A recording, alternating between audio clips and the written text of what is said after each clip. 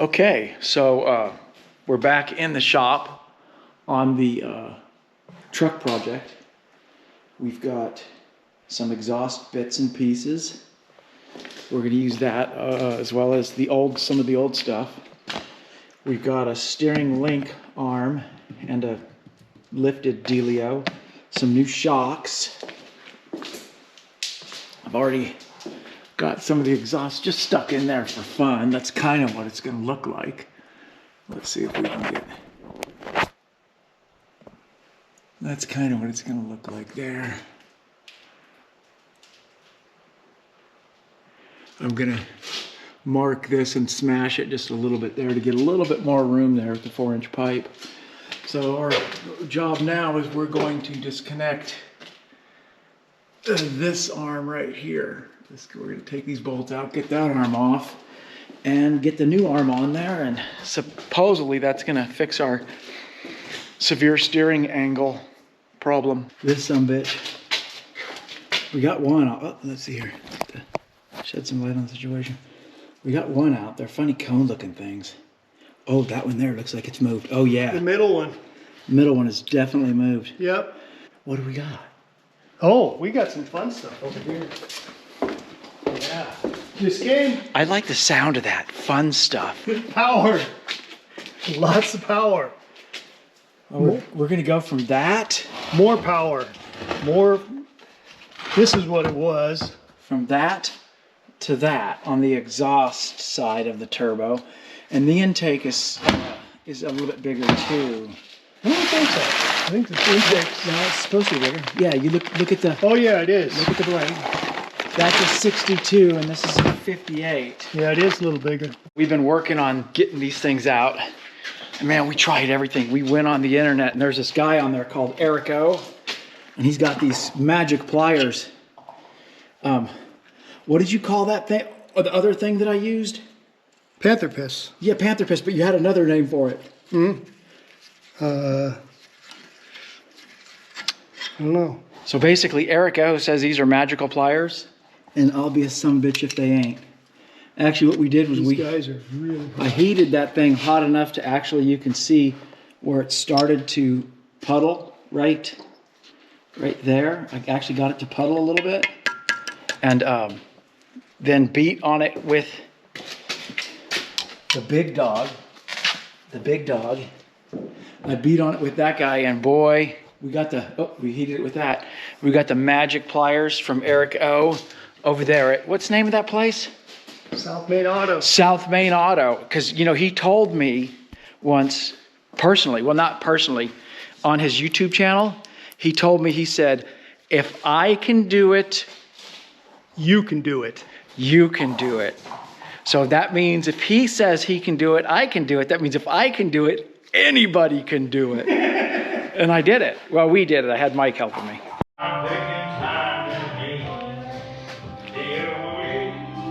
Okay, so she's weight on wheels again.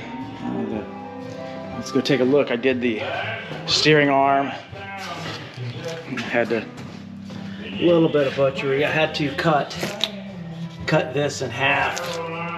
Shorten that because that one was too long. But you can see that it's a little bit angled, but not bad. I think we're gonna call that good. Got the rear shocks on. Now it's time to slap the turbo in there. Put the turbo in and then start building that exhaust. That's gonna be the fun part. And then maybe see if we can mount that. I fit it in there. It looks like it's sticking out a little bit, but we're gonna see what we can do. And you can see the rear shocks are in there looking sexy as hell. Got me them German Bilsteins to match the German motor. We're coming into our first snag. Gotta order more junk. I need the HX40 flange. We're back at a dead stop, man. I'm excited because as you can see, the turbo's just mocked up in there. It's going to require some sort of modification on my intercooler pipe. I might end up having to cut the firewall. I basically fitted the exhaust. You can see it's got the 4-inch downpipe. goes into my little flexible thingamajogger here. We might feel a little bit tight on the drive shaft, but we're gonna push this over when we go to weld it as far as we can. I think we can get it over a little bit more. So I thought I was gonna have to modify this, you know, smash that right there a little bit, but I didn't. But we got it looking pretty darn good.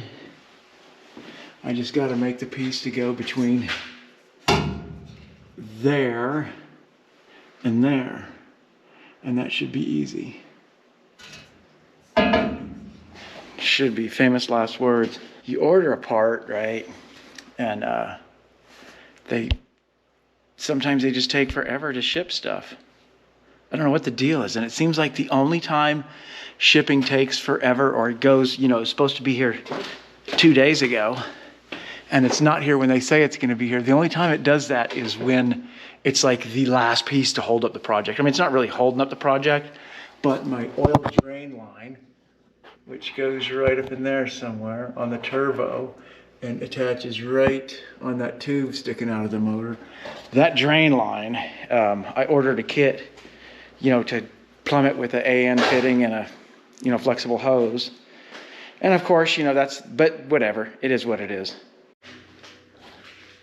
Okay, so that's gonna be our tailpipe exit.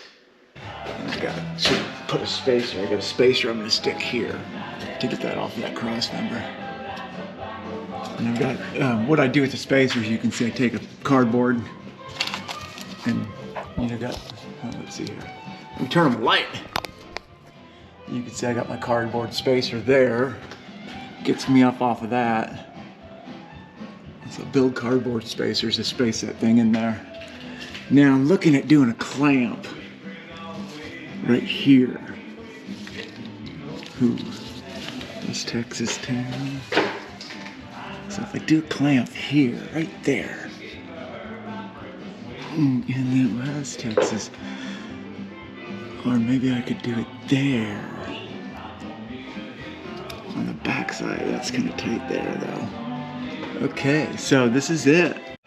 Okay. Yeah?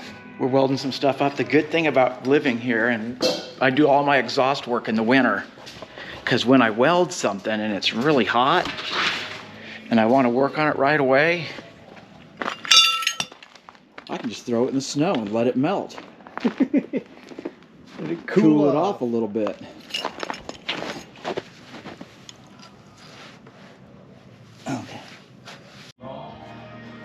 Okay, you can see where I had to split the pipe and put a sleeve on it there. That's my sleeve.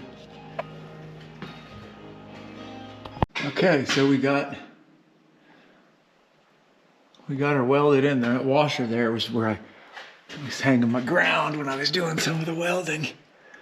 And you can see she's all welded up. I guess I gotta take this guy out. Thinking about getting the torch and heating that up right in there, because you can see it's kind of kissing the cross member. Right. That's a wrap on that. Now we're just waiting for the turbo oil drain line, and that's all we got. That's all she wrote. This thing's gonna be ready to rock. So hopefully that comes today. It was supposed to come 2 days ago, but it's always that last part. What did we forget? Now I can get it. Okay, big girl fire up. Take one.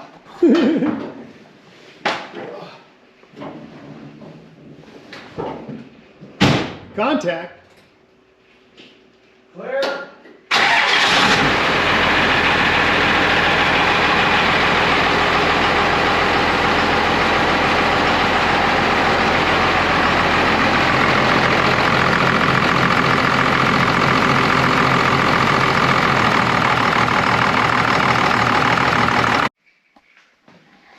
The diesel lives. The greasy diesel rides again. So me and Mike were troubleshooting a steering problem I've had since I owned this truck. The front end is obviously not from this truck, and my guess is whatever it was on before had a steering issue. So whoever wherever this front end came from, they had welded on a plate here so that the stop right here would hit there. So I was never had real good, my right-hand turns weren't that good. You know, you had to, either if you're on gravel, you could always blip the throttle, get the back end to come out and pivot the truck. But on the road, sometimes, you know, it got a little hectic. And I've always had that problem. And just recently, I also had the death wobble because I blew out the factory shock. So I went ahead and added this. And I kind of thought that this was causing something, you know, with the steering angle not being right. So obviously it wasn't. It was that dang thing. But anyways, we're done. We got the greasy diesel dialed in. I mean, there's a few other things I plan on doing to it this before winter or before spring. But in its current configuration with the new turbo, the new exhaust, the new lift, and it's that configuration. It's and the steering fixed, stop fixed. It's ready to go to the stow to get another 5.0 because Snoop Doggy Dogg paged. And you know what that means. Yeah, look at that. She's all dialed in. She's all dialed in. Shocks, brakes, hugger logger. Log a hugger. Log a hugger.